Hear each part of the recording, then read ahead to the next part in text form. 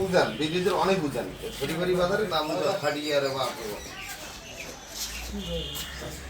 আরে এই ঢেল কোনো পরিষ্কার করা যাবে না ওইভাবে থাক লাইনে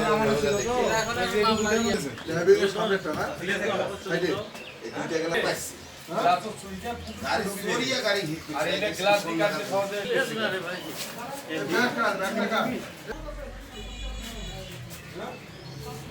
এমনি কথা যে এই যে এই জান্নাতি জেলা চাকরি করবো না এবং নীলফামারী জেলা ইন্ডিপেন্ডেন্ট টেলিভিশনের সাংবাদিককে ধরো মারপিট করে এবং স্থানীয় যে চেয়ারম্যান রয়েছে তার উপর পর্যন্ত কয়েকজন সদস্যের হয়েছে গুরুতর আহত অবস্থায় রয়েছে। আপনারা দেখছেন নীলফামারী টিমলা থানায় অবস্থান করছে। আপনারা দেখেন যে গাড়িটির উপর 34 35 সানবিট এক চামচে 30+ বাসন পরিষ্কার।